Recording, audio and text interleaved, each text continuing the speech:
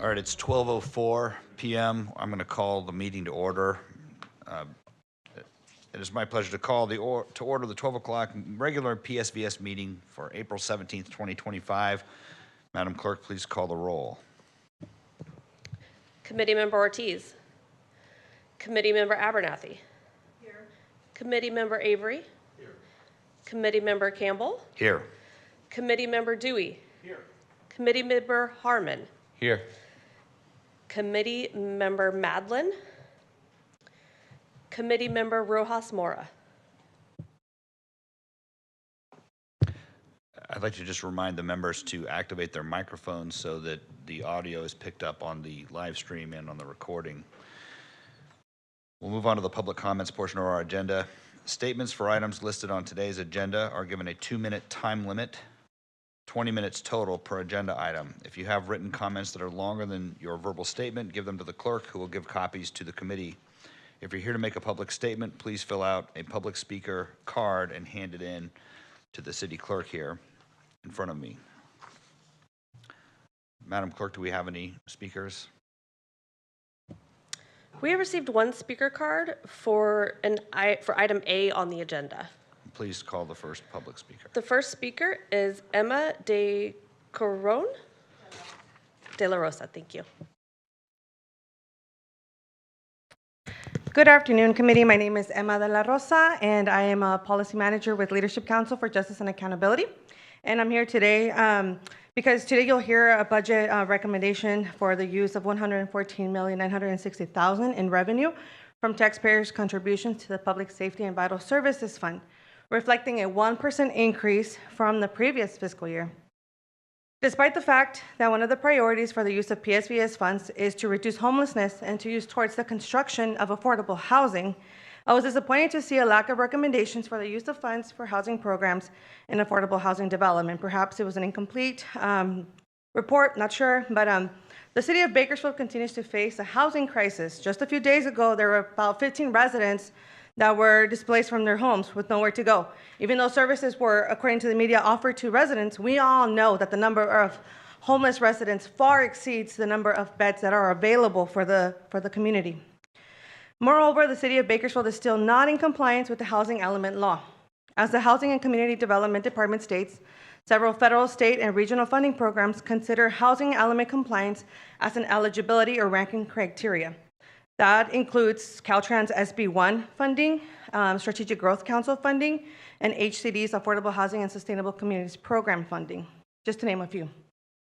I'm here to ask you to act upon your role as a committee member to help the city meet compliance with housing element law. As a committee member, you are able to recommend budget allocations for the use of PSVS funds. As such, again, I'm here to ask you to recommend city staff to allocate funds for housing programs and affordable housing development.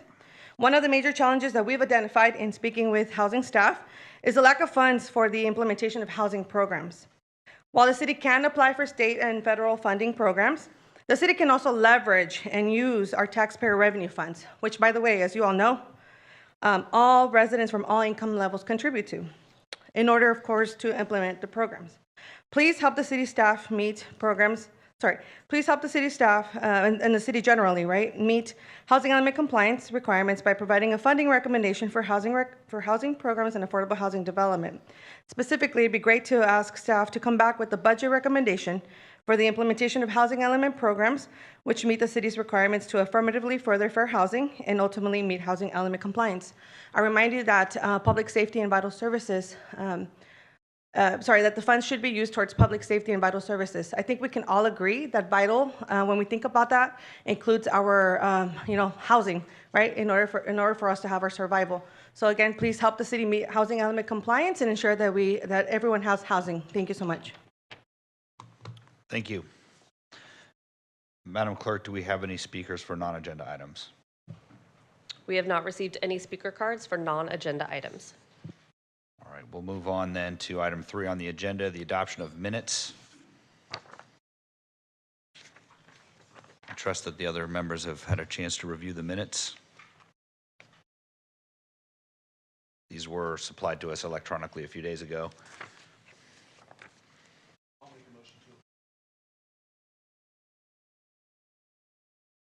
I'll make a motion to approve. We have a motion by member Dewey. Is there a second? A second. And we have a second. All in favor, say aye. Aye. All opposed, say no. Any abstentions? Aye. Mr. Harmon abstains. The minutes are adopted. It doesn't appear that there's any deferred business on the agenda, so we'll move on to new business. Under 5A, the PSVS fiscal year 25-26 recommended budget. So I'll ask Mr. Clegg to give us a presentation on that item. Yeah, thank you, Vice Chair Campbell. Also, thank you for getting the meeting started and running us through our outline here, and also the reminders on some of the technical aspects. Well done. So we're going to run through a presentation today that gives an overview, and I'll walk through the agenda here in just a moment, but the real quick summary is that we have less resources that we're requesting and recommending be allocated as new projects or additive, and so there's a reduced scope of items. We feel it's important to give the context to this committee of where we're at in the overall budget. And then for next week's meeting, we'll have that small, list of projects with the departments to provide some information about each of those. And action, you received a memorandum last Friday that outlines that information as requested in the past. We were a day shy of getting to that to you 2 weeks in advance of decision making, but we're not asking you to make decisions today. This is really just providing this overview, and then the departments will be able next week to just give a little bit of information on top of the memo, and then answer your questions, and discussion and deliberation is set for next week. So we'll start into our presentation. If the clerk could help us get that up. Thank you. So we'll provide a budget overview that'll include revenue projections. We're going to look at an overview of expenditures for the total budget. We're going to talk a little bit about some budget reductions that we've done. Again, that's mostly within the purview of the City Council, but we want this group to, again, have some of that perspective of what we're doing in the overall budget scenario, and then just a couple of finer points about the process, because slightly different than in years past, but largely the same. So we're in a scenario where, of course, economic trends remain uncertain. We told you this last year, but that continues to be the case. Over the last couple of years, we've been carefully watching if more clarity in the economy would, come forward, if revenues would start to pick back up. If you look at 40 and 50-year cycles of the economy, there's fairly consistent trends, but we've continued to remain pretty flat in overall economic growth as a country, and that's true of California and Bakersfield. Our tax revenues, as you'll see in a moment, remain fairly flat. There's a small increase, but not large increases. Also, we've seen greater than expected inflation, and it's not just based on this, consumer price index. We've seen inflation in certain key areas. You likely saw that in our memorandum this year. We included additional information compared to prior years in our overall expense categories. And so that third bullet about our cost growth being greater than our revenue growth, we also saw our cost growth in specific sub-areas grow more than anticipated, because we've done 5-year and 20-year forecasting of our overall expenditure projections in recent years. We knew what our personnel costs would be as we added positions and costed out what our classification and compensation salary adjustments would be. But we've seen increases in insurance, we've seen increases in workers' compensation, we've seen increases in vehicle equipment, other equipment, and technology. We've seen dramatic increases that are actually, in many instances, greater than the typical CPI percentage that is driving costs in a way that's becoming a challenge for us. Our finance director may add some additional information on this one in a moment, but we had a issue where some of our businesses were remitting taxes to the city that should have been remitting taxes to the county. These are businesses in unincorporated areas of the metro. The county has a vital services tax. We have the public safety and vital services tax. This is not an error on the part of the city, but some of those businesses, as they select where to remit that additional 1% sales tax, should have been sending it to the county. They started sending it to the city. So we were benefiting from larger than our actual tax revenues that we should be collecting. We'll share some of those numbers here in just a minute, but it does reset our baseline of what really the city's PSVS tax is expected to bring in on an annual basis. And then lastly, we do have, again, as I noted earlier, more limited resources for next fiscal year than last fiscal year. We have to tighten our belts, essentially, and we'll walk through the process that staff has taken to tighten up our belts. Again, ultimately, the city council will adopt that budget, but we're recommending reductions in several areas to our budget to bring a balanced and conservative budget forward for adoption. And we'll walk through, again, some of how we did those reductions with this group. So I'll turn it over to our Finance Director, Randy McKeegan, to add any thoughts there and start through our revenue presentation. Thank you very much, committee members. I'm Randy McKeegan, Finance Director for the City of Bakersfield. So as Christian mentioned, we really did have a reset occur related to our sales tax revenue, specifically for PSVS. What you're going to see here is our history of the PSVS revenue over the last, since we actually implemented the tax in 2018-19. And you'll see that the bars are the actual revenue, the green line is the rate of increase or decrease. And so what we're seeing here is in this current fiscal year, we anticipate a reduction to $93 million compared to our budget last year, or actually revenue last year of $102 million. Our budget last year, for this year, was $101 million. So there was that reset that occurred specifically relates to the slowdown in the economy in about $2 million, but the lion's share of that reduction is related to that error that Christian just spoke of. A number of entities were in essence reporting that income to us over multiple years. So they were reporting to the city's vital services tax that additional 1% when it really belonged to the county. And so the state, along with our sales tax consultant, have given us that information, and we will have to pay that back over the next year or so. And so we've reduced that, and we basically have to create what would be a liability on our books until that money is actually recovered by the CDTFA, the state agency that handles sales tax collections. So again, that resets our baseline to about $97 million. And so that is our new baseline. The reason for that reduction of revised estimate number is because of that payback. We're basically reducing the revenue we're going to receive for the upcoming liability that we owe. And so we've moved forward in the upcoming fiscal year with a flat baseline budget of $97 million.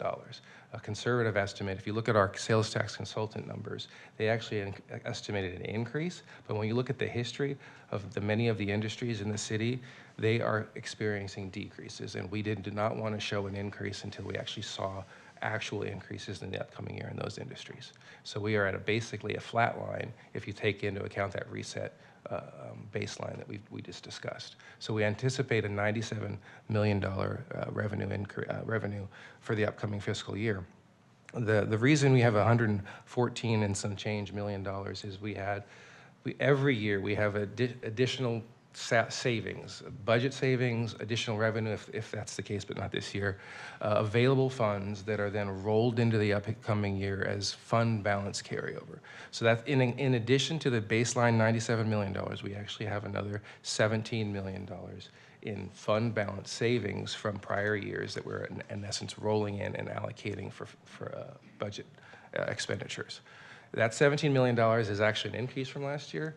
So we had 12 million last year, but we had in essence, we reduced costs in the last fiscal year and then rolled them into that fund balance for things, some EDC programs. So we did not roll those into this current fiscal year, creating that additional $5 million. Again, anticipating a slowdown, we decided to make some changes and not roll over some expenditures. So that gave us that additional cushion, so to speak, for the upcoming fiscal year. That puts us at that 114 and basically $115 million with that additional fund balance. This next slide shows the industries for the city, and really what you'll see here is since 2021, 22, we've seen significant decreases across the board in many of our major industries.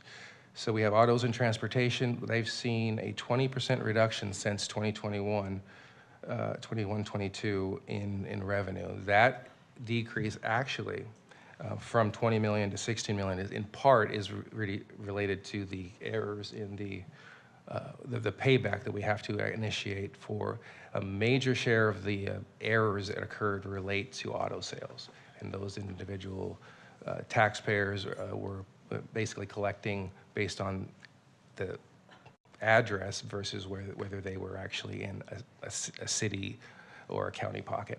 So there's significant decreases in auto and transportation. We've also seen significant decreases, I should say, in business and industry, about 20% from 14 million, but now we're at 13.1. That's things like furniture, ag supplies, oil and gas supplies.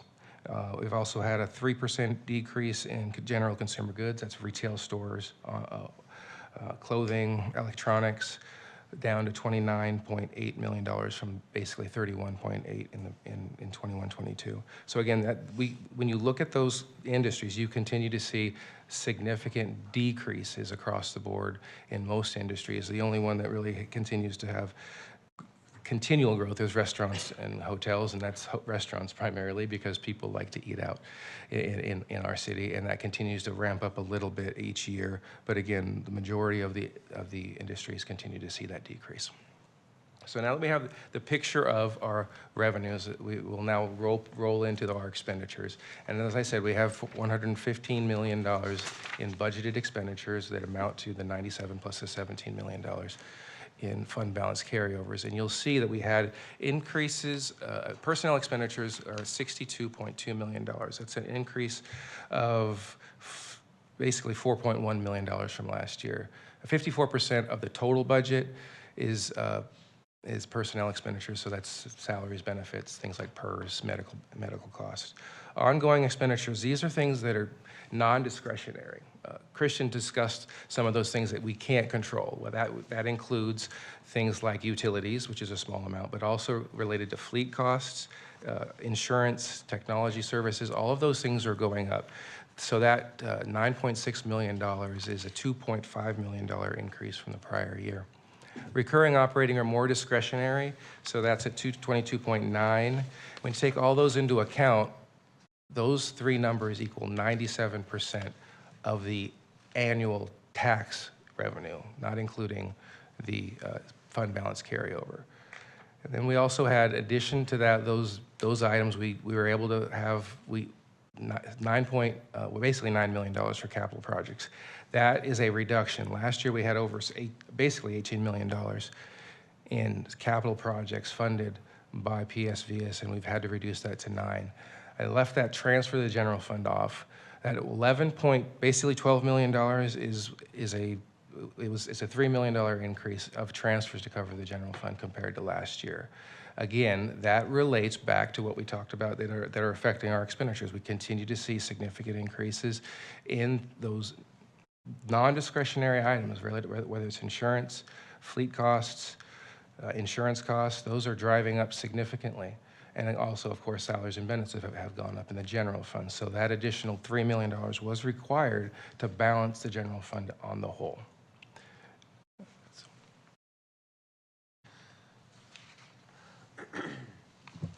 So you can see the budget's tighter. That's the overall message. And so what have we done as a staff? First, we did a thorough review of all existing line items. That was both general fund and PSVS. Again, you know, this body is oversight over the PSVS funds, but for your benefit, we did look at our enterprise funds as well, but in particular, we did a look at our general fund and general fund PSVS line items. We have a new budget officer this year, and we're very thankful to him to go through and look at every line item over a 5-year history. We looked at the high, the low, and the average. And part of that exercise is a very summarized example. We may have a department who has a professional services contract. They think that's going to be about $100,000 a year, but they end up charging about $92,000 a year. And for the last 5 years, we've never spent $100,000. Now, it's okay to have a little bit of contingency, but we found some areas where we don't need as much contingency. We also looked at some areas that we felt could continue at the same level of service, but with a slight reduction in funding. Then we did an analysis of those program outcomes that have the highest return on investment. What are those things that are really producing measurable outcomes? And then an analysis of our most essential services. And so we've already gone through our overall budgets. We did make some cuts in the general fund. There was very limited. The general fund has been very lean for more than a decade, but we found a few small areas in the general fund to make some reductions. We identified some areas of public safety vital services tax that had not seen their full implementation of growth yet. And we said, well, then it's just because it hasn't been fully implemented doesn't mean that we have to continue forward. We had to identify some savings we felt to be more balanced and conservative. And so we identified $10 million in reductions from where we began that budget process. $5 million of those are actual reductions in some of our service, but we felt like those were in discretionary areas. Some of the areas of our public safety vital services tax were good areas to make progress in, but again, discretionary. For example, we've been purchasing blighted properties to try and take those properties, get them changed in hands. They're bringing down neighborhoods, causing public safety challenges. We're able to take those blighted properties, get them into more useful production and useful use. But in a year like this, as things tighten up, we're not recommending that we continue to fund that item. It was a $1.2 million funding item that had previously been reviewed by this committee and the city council in prior year. We're recommending that we forego that allocation this year to tighten up the budgets, tighten up our belts, and have a balanced budget. So overall, we reduced our discretionary expenses in PSVS by 14%. The biggest reductions came from economic and community development. We did not do discretionary reductions to a high degree in police and fire. We did some in the police side where we identified, again, places that it could be done without changing service levels. But we reduced close to $3 million out of the Economic and Community Development Department budget to better balance our budget and focus on our most essential services.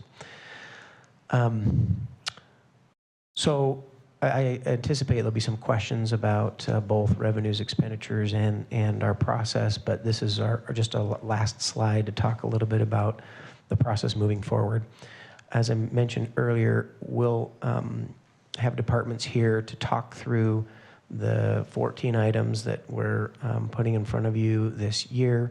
The City Council will have deliberations and workshops after this committee discusses, and the way that we're teeing up some of these items this year is a little bit different in that because we have limited funds, we have less for capital projects, we as staff are recommending certain items that we think should absolutely be in the budget, but then some other, what we're calling optional items. Projects that, let's say, for example, the city council may have across the general fund and PSVS, there's going to be probably around 20 different capital projects, but there's only going to be funding to choose maybe 5 to 8 of those. And so the city council will make those determinations about those optional items, which ones they want to move forward with. But we're bringing forward, of those options, 6 of them are, of the items are optional items that we're recommending for at least consideration under PSVS, even though the council may not choose all of them, we wanted this committee to still make your findings about whether they're consistent with the priorities of the measure in advance and provide your feedback and recommendations to the council. But then ultimately, they may choose projects that have moved forward, but they may not choose projects that have moved forward from this group. And so that's how the process will be slightly different this year, and that council is going to be deliberating and narrowing some of those choices, and not all projects will get approved. I know that because we don't have the funding to do that. So with that, we will pause and take questions, and happy to advance or move backward in slides to speak to the questions that the committee has.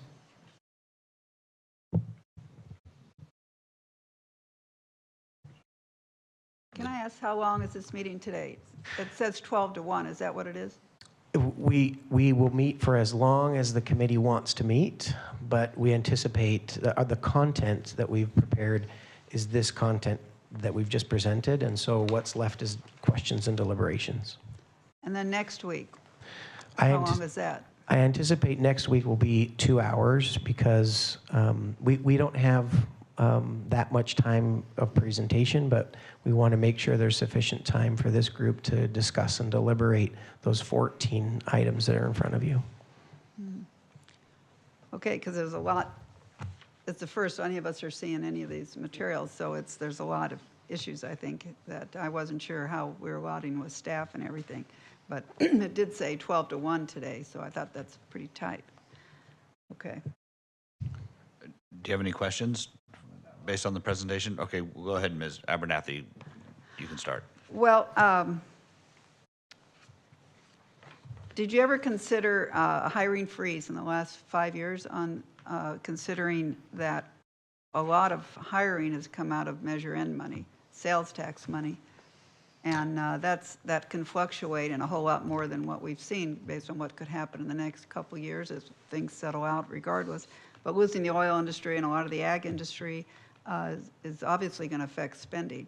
But was that ever considered in the hiring, particularly non-police officers?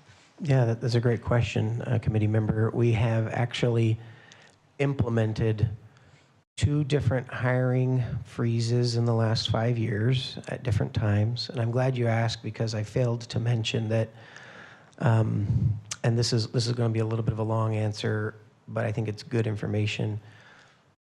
Because we've already mentioned the $6 million reduction in monies that came to us that should have gone to the county, we've already taken actions in this current fiscal year to cancel or delay several capital projects. But we've also, we froze 20 positions from, I believe the time frame was about January that we made that determination. From January through June, we've frozen 20 positions. And we're in the process right now of reviewing additional vacant positions, and likely we'll be recommending some of those positions be frozen for the city council for their ultimate budget decisions. We've averaged between 150 and 190 vacancies over the last 2 years, because again, we've been on a big uptick in particular around police. Of course, the 100 additional police officers big portions of those vacancies are related to those police positions.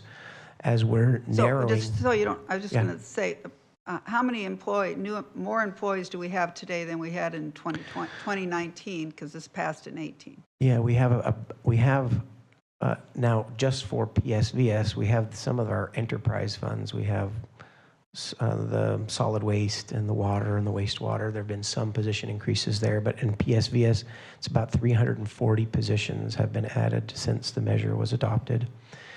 And so back to the hiring freeze, we will have some positions that we're going to recommend be frozen for next year, some positions potentially even eliminated because of the same points that you bring up. The economy's uncertain. We've seen a tightening. And so we want to address structural. When we say structural, that means ongoing revenues have to be matched with ongoing expenses. And so because expenses went up so much this year, we're balanced, our budget in PSVS, but we don't want next year or 2 or 3 years down the road to be caught in a situation where we're not covering our ongoing expenditures with our ongoing revenues. So we're making some structural adjustments this year. And so again, we had a hiring freeze a couple years ago. We have a hiring freeze right now for limited positions, and we expect a greater hiring freeze for next year because we're tightening up our belts. Because I repeat every meeting that on the ballot that the voters read, of the 35 words that are just on that ballot, not all the back pages, 27 of them were new cops, not a lot of these things that are now being eaten out of Measure N. And so I'm real concerned about how much staff that when you take our money, quote, Measure N money, and the other money income that the city gets, we need to, seems like you really need to cut back on staff, particularly if they're not police staff using this money. And I know there's a lot of reasons why you can't hire police, and a lot of it has to do with a lot of other issues that should come up. And then you're talking about new parks and all this, and it just seems like the concern about tightening up has got to be broad-based. And I'm concerned that there's a whole lot of staff, that's healthcare, that's pensions, that's 70 years of life, basically. So when you hire them out of sales tax, which can fluctuate, I think that's dangerous for the city. So I believe a lot of this staff and other projects you got going here, we really need to take a more serious look at, because the future of sales tax, which when the campaign actually said it was going to raise 25 million, and now we're up to 100 and some. So I won't take more time right now. Mr. Harmon. Yeah, just one question about the overpayment of approximately $8 million. Was that over several years, I think you mentioned in your presentation? Do you know how much maybe over the last year? So just a quick clarification, it's $6.5 million is the overpayment. The $8 million total includes, we also saw a slight downtick in sales tax. So we have about a $2 million reduction in just sales tax collections in general, but the overpayment was 6.5, and that was just for this 1 year. Now, we didn't say this earlier, so good question. Thank you for your question. Prior years, we've not been expected to go back and try and audit every transaction that occurred over multiple years to try and make those corrections. At this point, we're not expecting to do that. We don't believe the state is expecting us to do that either. And so, but because we now know of the issue in this current fiscal year, we have to make that $6.5 million reduction in this, this year and next year. But we do assume there were prior years where there were issues, but we're not going to try and go back and correct those. Okay. So the slide we saw with past revenue, yeah, the blue numbers, those may have included some funds we wouldn't be entitled to today.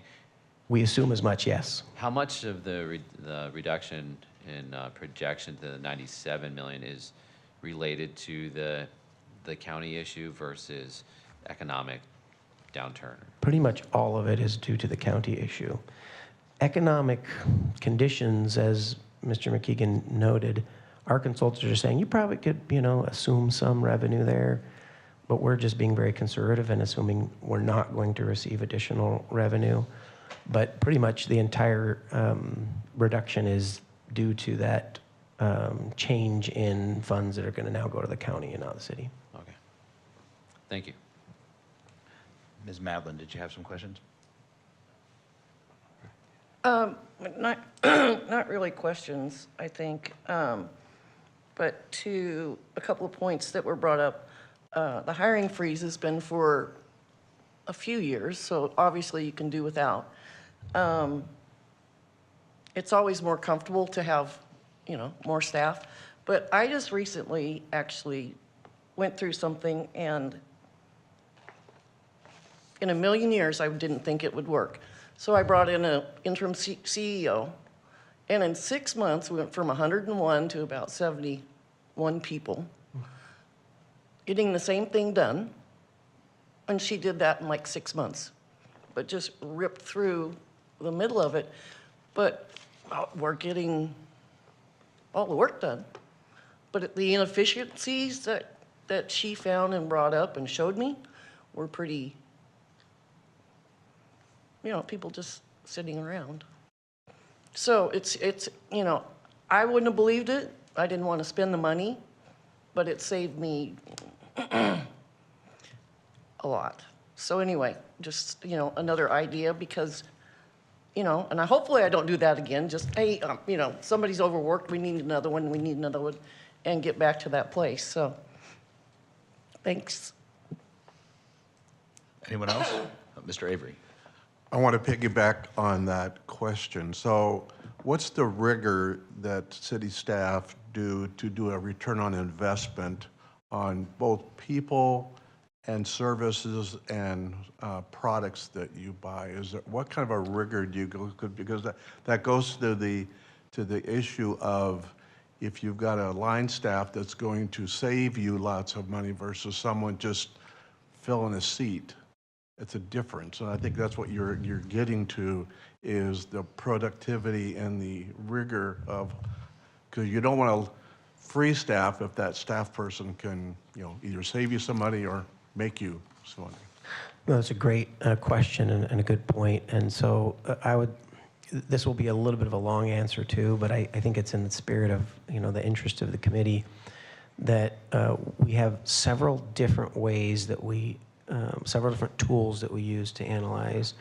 But I would also suggest that historically we haven't had great data analytics to tell us some of these stories, and we've been improving our capacity to have better data.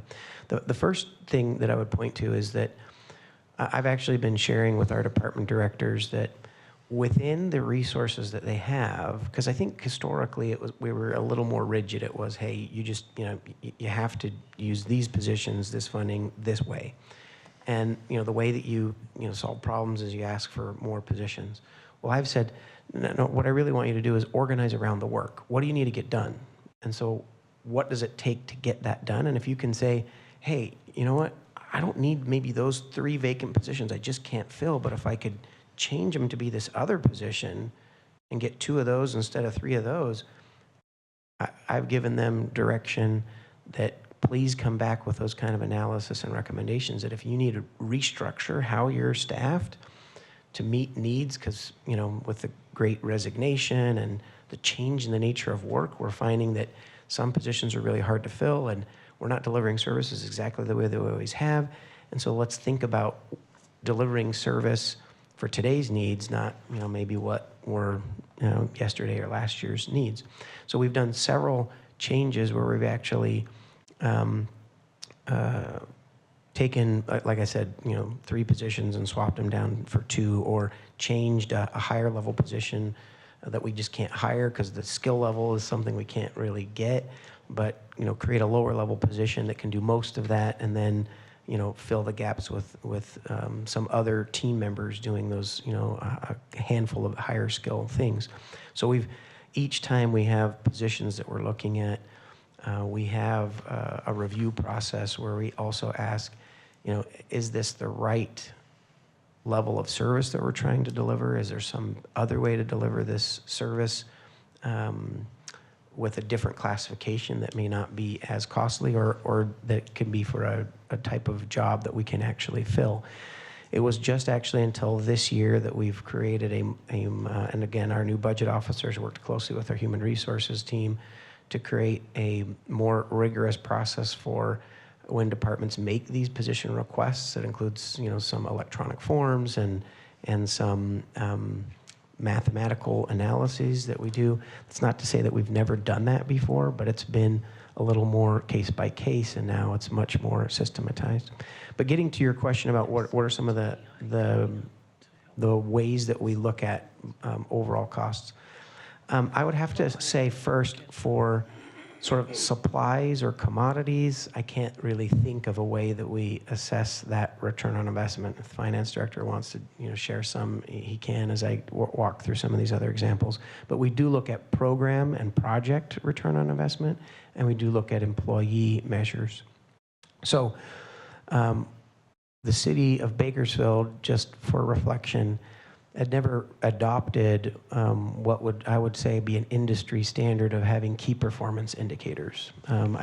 We've had departments who do collect data and measure some of that data, but as a formal key performance indicator program as a city, we just instituted that about a year and a half ago.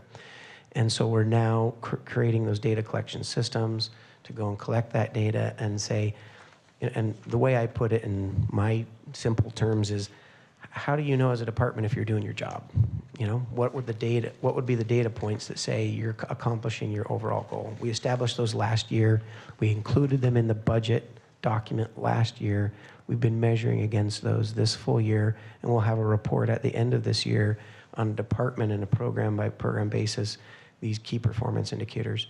But especially when we do like a pilot project or a grant program, something that's new, we've also set specific measurable outcomes. Are we achieving the outcomes required by the grant, or are we achieving the deliverables that were expected in that pilot program? We also, of course, for any contract that we do, we have deliverables and many metrics that are required from contracted services. We measure against those. And again, in those deliverables or outcome measures, whether it's at a program basis, pilot basis, or department-wide basis, we're taking a look at those on a quarterly basis and saying, are we reaching those goals? I mentioned earlier we had reduced some programs. We had one program that we still feel was well-intentioned. It had a good purpose, but we struggled to have deliverable, measurable outcome improvements. And so we reduced that budget by 50%.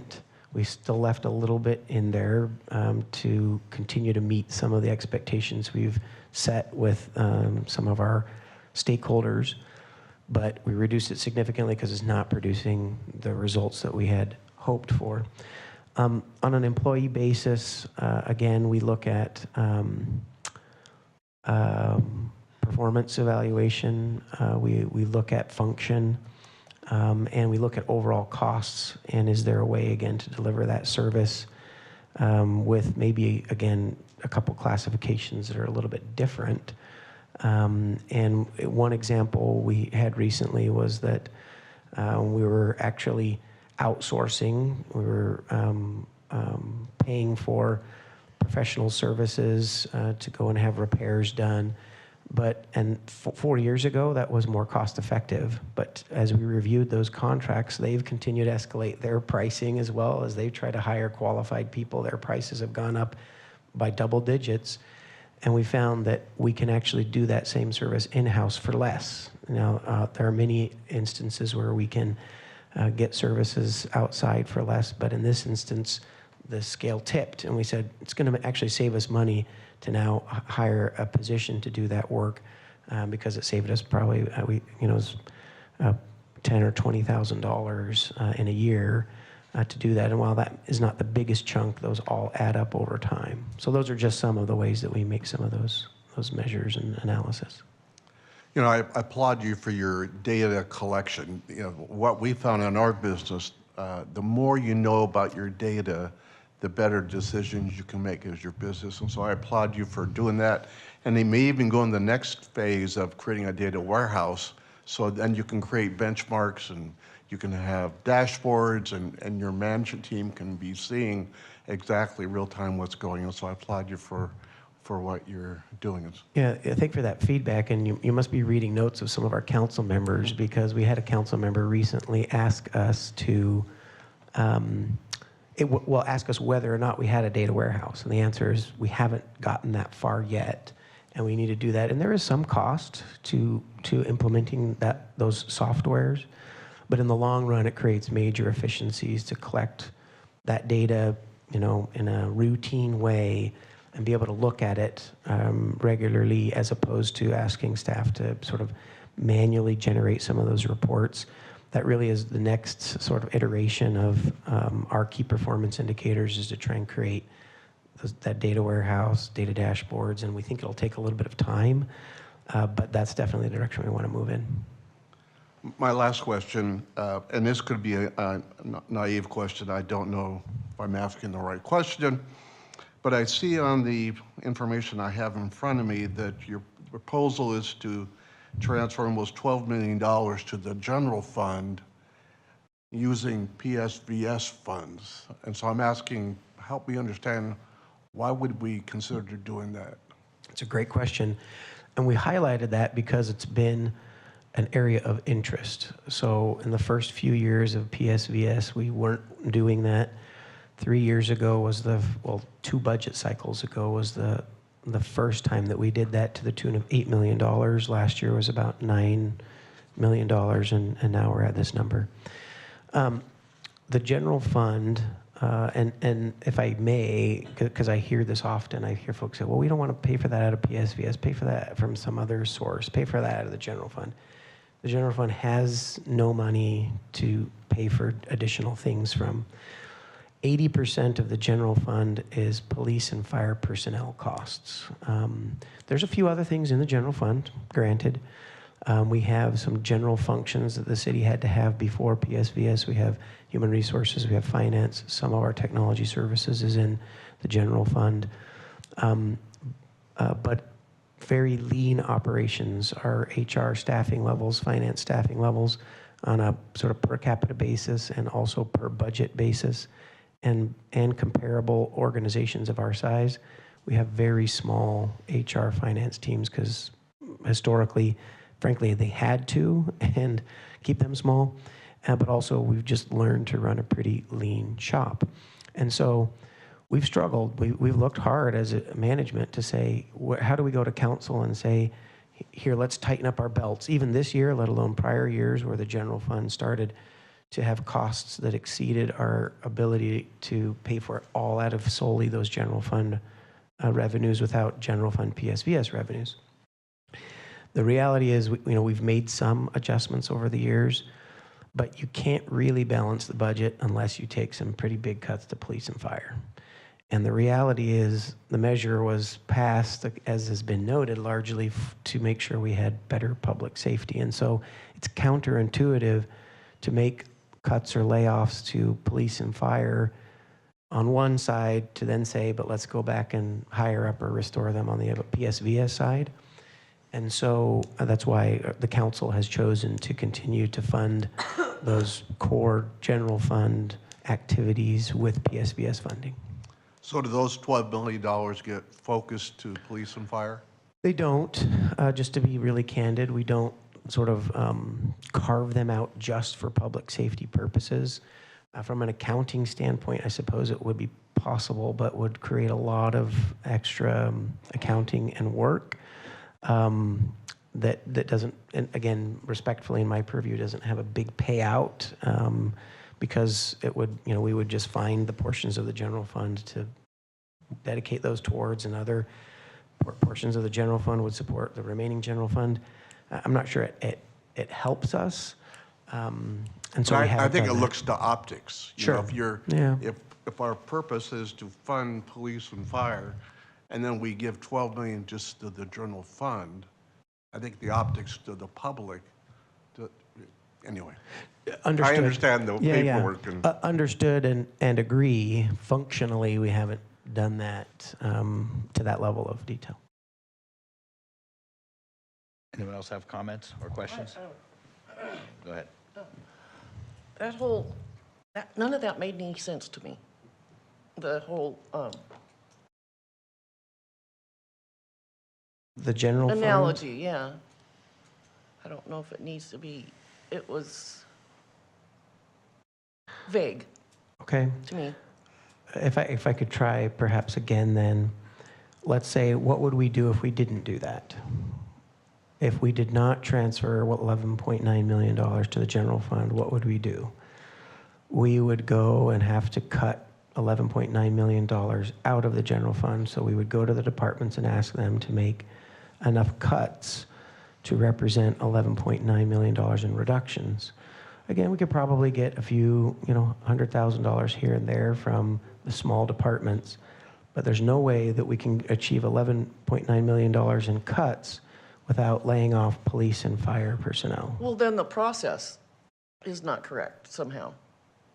And now I'm sorry, I don't follow which Well, process. That's what people usually say.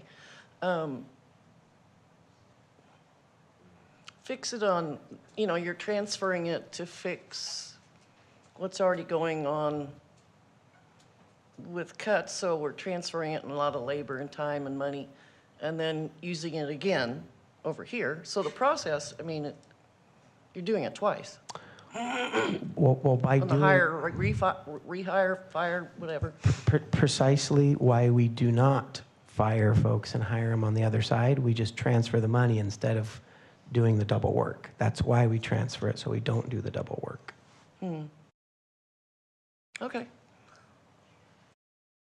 Mr. Harmer, did you have a question? Yeah, on the memo, on the personnel item, it says personnel expenses support 374 employees with a majority serving in the police and fire departments. How much of a majority? Do you know, just approximately? Yeah, so our police department has probably about 150 of those individuals. 100 is sworn and 50 are non-sworn. Those are rough estimates, but Okay. somewhere in that ballpark. And fire probably represents about, we've added 13 plus another 12, so about 25 from fire and 150 from police.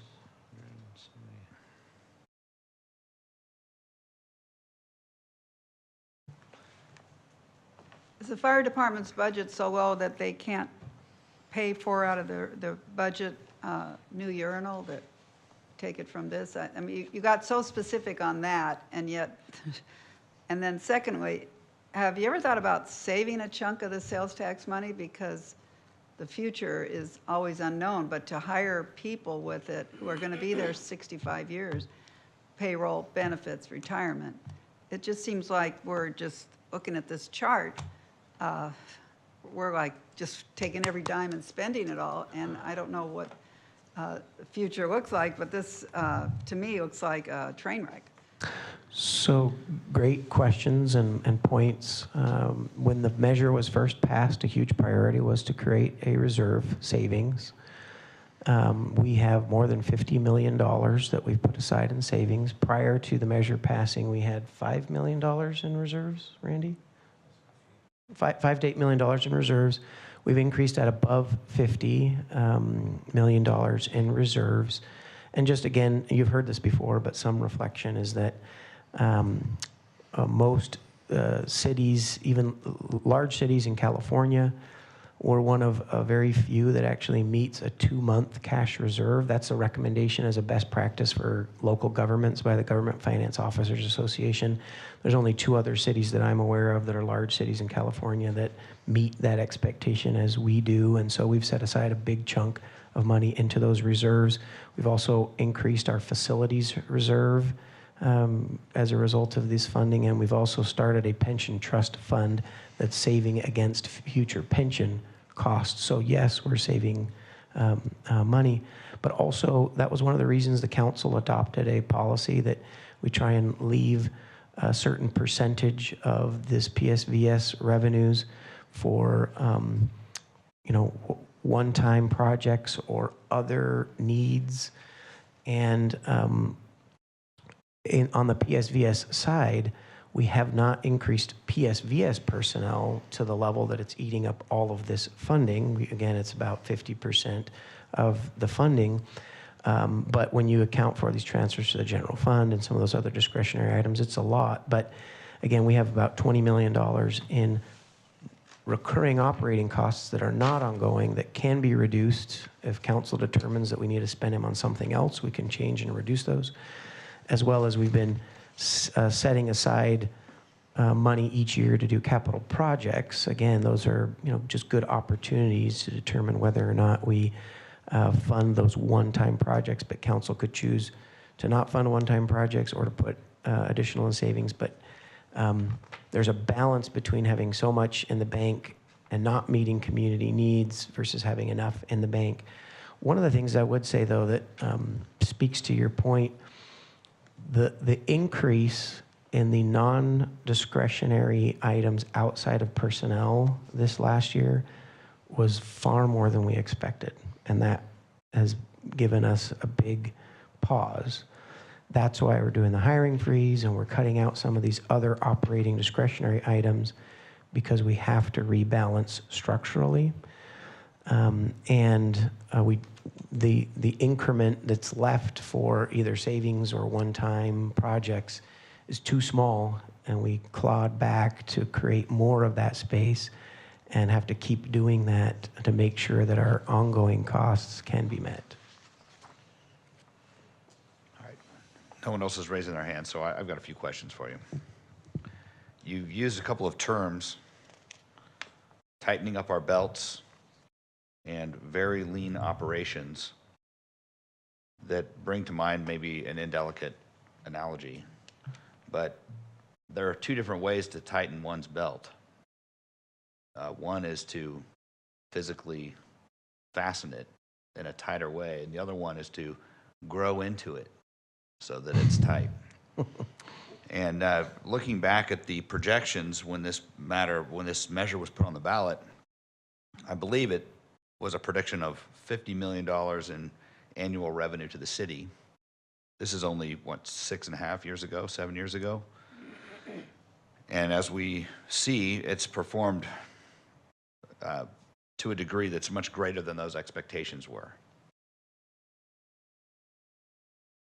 When you use the term very lean operations, I think sometimes we have and going back to this internally tightened belt metaphor here, sometimes you're being the wedding photographer or the dutiful husband who says, yes, you look great in that. And then sometimes we need a personal trainer who will say, you need to lose weight. And maybe that's our role as this committee, is to look at, and that really is the role of the city council, but the city council is the one, is the body consuming the Twinkies. So I'm concerned that we had a projection of $50 million annually, roughly, and if you adjust that for inflation, that's a little bit higher now than it would have been then. But we've consistently spent almost all of that money every year, transferred some to the general fund because the general fund couldn't be balanced otherwise, hired a huge number of people. And by the way, the police and fire numbers you gave us are not a majority. If there are 374 people on the payroll from the PSVS money, and 175 of them are public safety, that leaves 199 who are not public safety. That's the majority. So the majority of this $62 million that is, as you term, non-discretionary, using the PSVS money, that's money that we're hiring other people that are not public safety.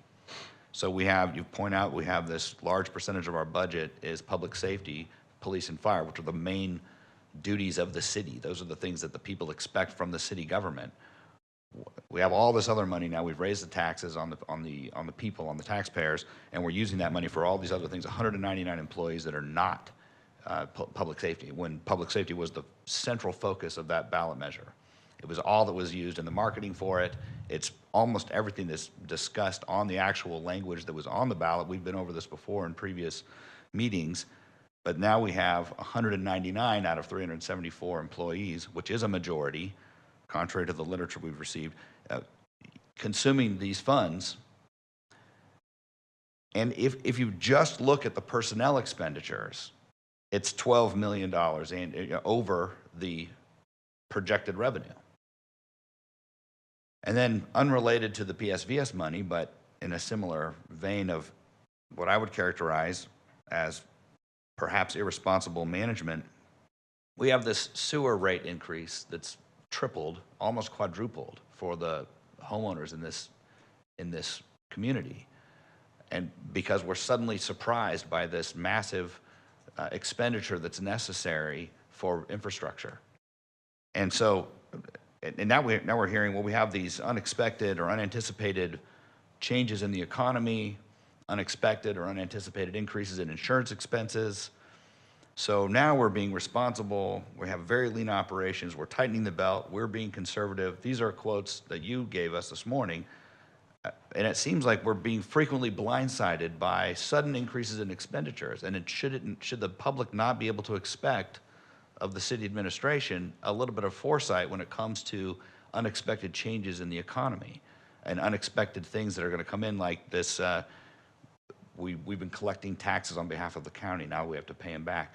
So these are things that really ought to be anticipated, at least to a degree where we're more conservative. And when I use the term conservative, I'm talking about let's not balloon the size of government, let's not tighten our belts the bad way by hiring hundreds of extra people that we didn't necessarily need before. The city's functioned for what, 100 years on a much leaner budget. So we have a population increase of about 16% between the 2010 census and the 2020 census.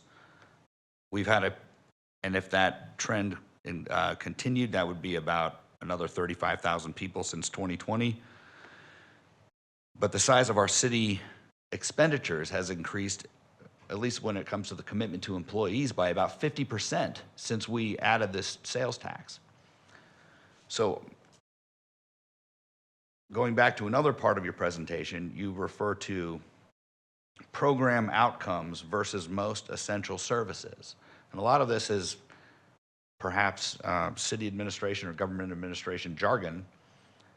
But if I'm, as a taxpayer and as a member of a committee that is here to be part of the citizens' oversight of the use of this tax money, my question is, why do we have anything in the city budget that is not essential services or most essential services?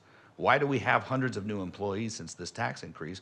It's double the revenue that we projected, and we have a $50 million reserve, when by my math, if we just spent what we expected to receive, which is what the city told the public, that we need $50 million annually. That's why we have this tax on the ballot. We need it because we have to hire police officers. We have to hire 100 new police officers. We got to deal with the homeless problem. We have all these public safety related, we're going to reduce call times, we're going to deal with gangs, we're going to reduce drugs, all the things that were promised in this ballot measure. And then we collect more than twice the money that we thought we needed to do those vital things. And instead of saying, well, you know what, let's take that extra money and set it aside, we would have $315 million in the bank that maybe we could loan to the sewer project so we wouldn't have to triple everybody's rates. So these are the kinds of things that when I hear the term conservative government, or we're being conservative, or we have a lean operation, I think we're operating with a different dictionary of terms, because that doesn't sound very lean, it doesn't sound very conservative, and it doesn't sound very responsible to me. So the question I would have for you, isn't it true that when we use the term non-discretionary, we're talking about money that's already been committed? Is that right? Correct. All right. And that money has been committed by an act of the city council? Correct. And so the city council, if it were to reform or revise the structure of the city government, could uncommit or make those funds discretionary. Is that right? Correct. All right. So when we're being asked to vote on new measures, and it looks like, with the amount of money that's already been committed to quote unquote non-discretionary things, there's really not much left in this budget for us to look at every year. Every year it gets a smaller and smaller sliver of that money. Is there any plan that you're aware of for the city council to review some of the manner in which this money has previously been committed, especially in light of the changing economic circumstances, to possibly question or revisit whether this is a prudent use of these funds? Two responses. First, the $10 million in reductions that I mentioned, the 14% reductions, that was a start that staff already went through and said, hey, these are areas that we think we should reduce and cut back on those expenditures.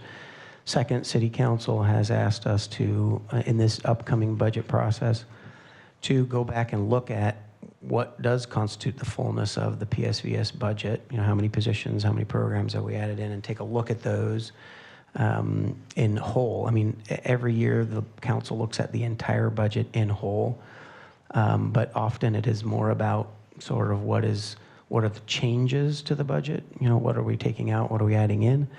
But they've asked to look at the entirety of PSVS of just what all have we approved over the last 4 or 5 budget cycles. So council will be taking a look at that this budget cycle.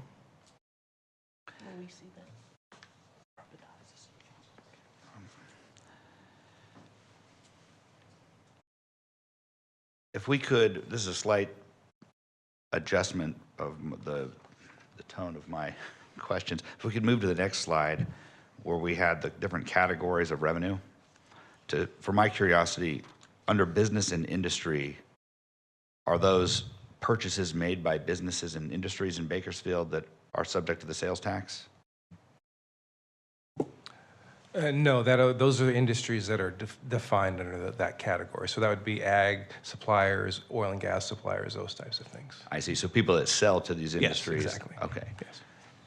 And then as far as food and drugs, to distinguish that from general consumer goods, that's grocery purchases? Groceries, you know, your drugstores, those types of things. Okay.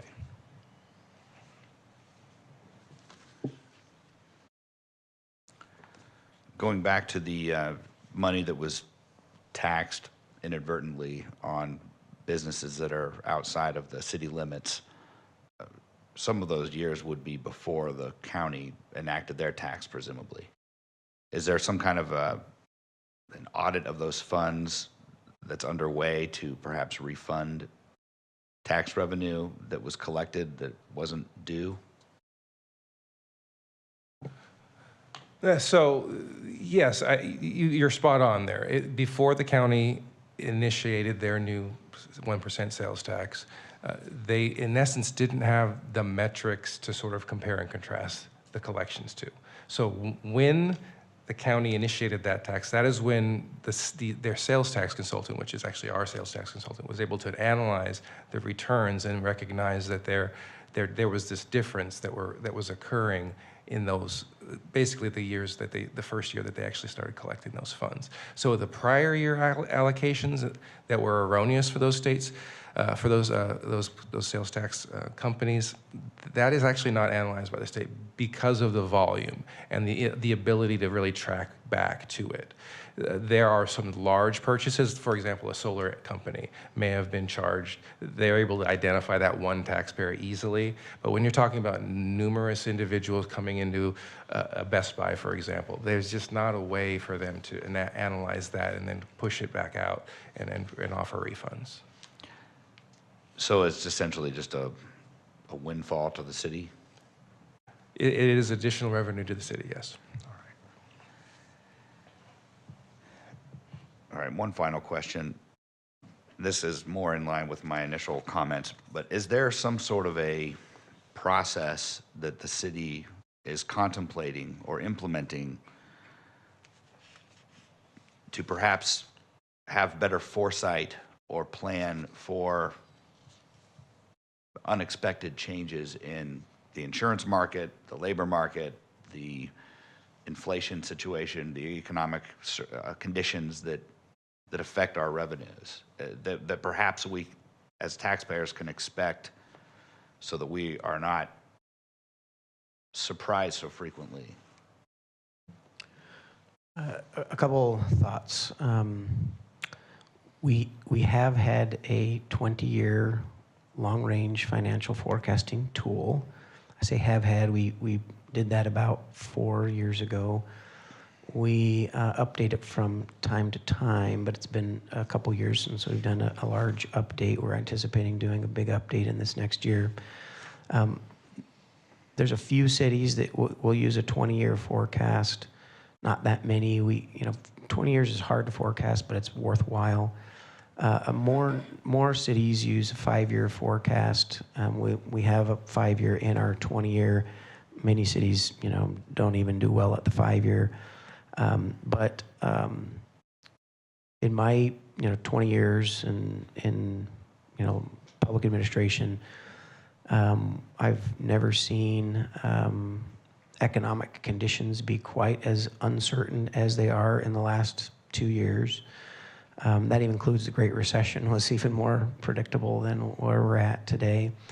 And so respectfully, I would suggest that I'm not sure we're getting surprised all the time, and that some of these would probably be pretty hard to anticipate. But we have several consultants who help us with pension projections, sales tax projections, and we're talking with as many people as we can from other jurisdictions through League of Cities and other committees to try and understand how some of these issues around insurance and workers' comp are changing. We're actually fighting in coalition with other industries and cities to try and get a control on tort reform, because that's driving a lot of our insurance and workers' comp costs are these huge liability payouts that are being foisted onto both private corporations and local jurisdictions. But we have learned a lot from the last couple of years, and that, again, are new things that our professions haven't really made us face in a very long time. And we will be reacting accordingly to the things we've learned over the last couple of years, and continue to do the other best practices like the 5 and 20-year projections on top of that as well. The reason I use the term surprise frequently is I looked over the list of items that I think we'll be getting into more specifically next week, but a lot of these are maintenance of facilities that one would think would be contemplated well in advance, where we wouldn't have to go into this special fund to deal with them. And then, of course, the highly publicized infrastructure crisis with the sewer system, which has outraged many tens of thousands of people who will end up having to pay 3 or 4 times their ordinary sewer rates. And so these are things that seem to be catching the city by surprise, especially when we're given the explanation, well, these unexpected insurance rates and unexpected economic downturn. There's a certain expectation from the taxpayers that we do expect these things. Yeah. And I'm pointing out perhaps the obvious. We had revenue nearly $50 million more.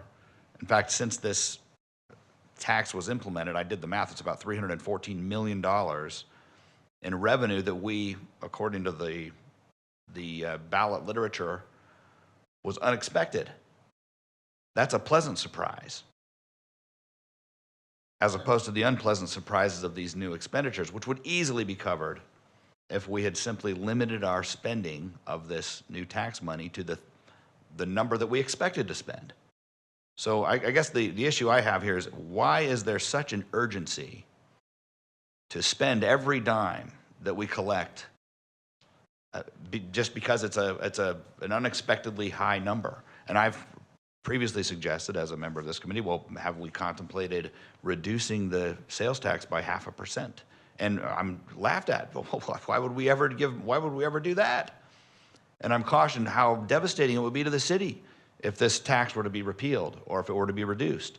Well, it wouldn't be so devastating if we didn't blow all the money immediately.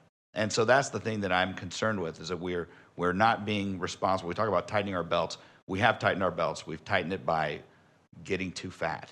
And so I'll leave it at that. I don't really have any question there. That was just a comment. Would you like some response on those thoughts? I don't think I will hear a response that's more than what I've already heard. but I'm not going to shut you off if you'd like to say something. So a few thoughts, and I'll try to focus it on the most relevant pieces. To your feedback about capital expenditures. Should we have known about capital expenditures, especially the ones that you see on the list today? Absolutely, and we have. One of the realities, and I say it's a reality, and there may be differences of opinion about that, but I came from a city that experienced bankruptcy.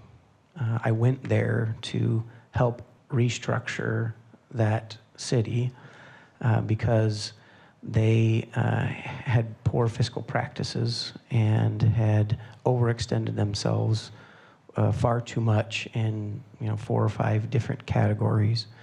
And so I've seen overextended budgets, and I've seen very lean budgets, because when you decide to declare bankruptcy, it's because you literally don't have any money left. And so I've seen really lean budgets, just for some perspective. In the past 2 decades, the city of Bakersfield has fallen behind significantly on its capital maintenance because the city just did not have enough money, period. There wasn't enough general fund money to pay for fire station improvements, police station improvements, road improvements, park improvements. That's one of the reasons that we've spent so much of the PSVS in the first 5 years, is because we've been catching up. We've been catching up for decades of deferred maintenance.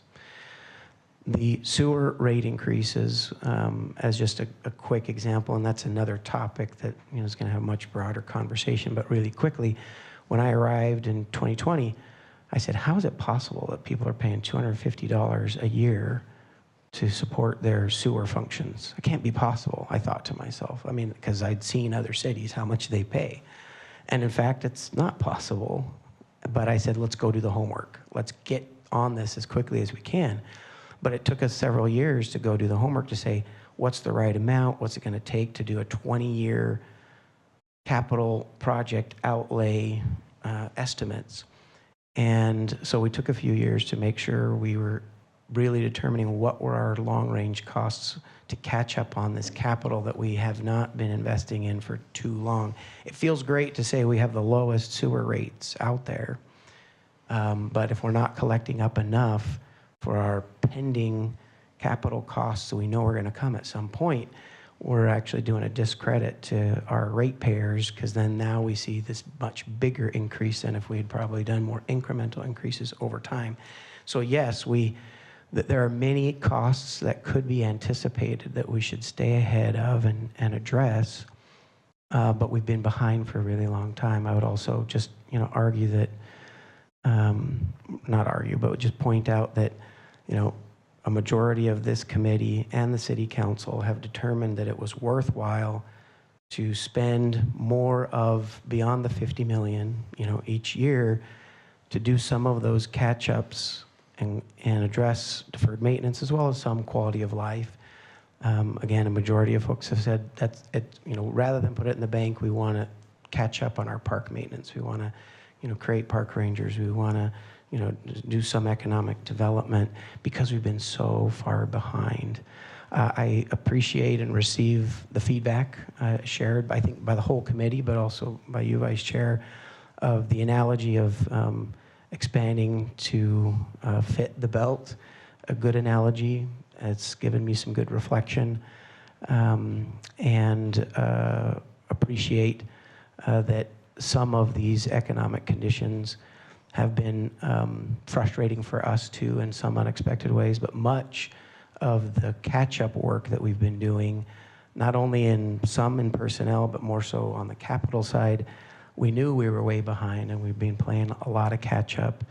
And I know it doesn't always feel good to the taxpayer or ratepayer, but as we look at the types of costs for levels of service that our community, I think, is increasingly asking for, and what are the costs to deploy those services, it's at a higher cost than we've taxed ourselves historically. And so it's been a big question of do we want those things or do we not want those things, and what's the best way to deliver those at the best cost that we can. And we have had a lot of catch-up work, especially on the capital side. And we've largely caught up in the last 5 years, but we actually still have some to go. You know, we've got some facilities that still have issues, but some of the biggest ticket items we've been able to address. You know, $20+ million radio system that was decades old, and most of our police and fire facilities, we had some really big projects, and now this year you see a $60,000 project, $50,000 project. Those are more typical maintenance. We had some bigger chunks that we did in the first few years because we were even farther behind then. All right. Well, I appreciate that, but my point still stands that you said it was about half, but it's really 2/3 of this revenue is being spent on new employees, 200 of whom are not police or fire, and perhaps you and I read the public demand differently, but this ballot measure passed by about, less than 100 votes, and it was heavily marketed for the hiring of 100 new police officers. It wasn't marketed to hire 200 non-public safety employees or repave pickleball courts or put bike lanes in weird places. That's not what the public is clamoring for. And as I think we're on this body because we're supposed to be representative of what the public wants, and we're supposed to represent public oversight.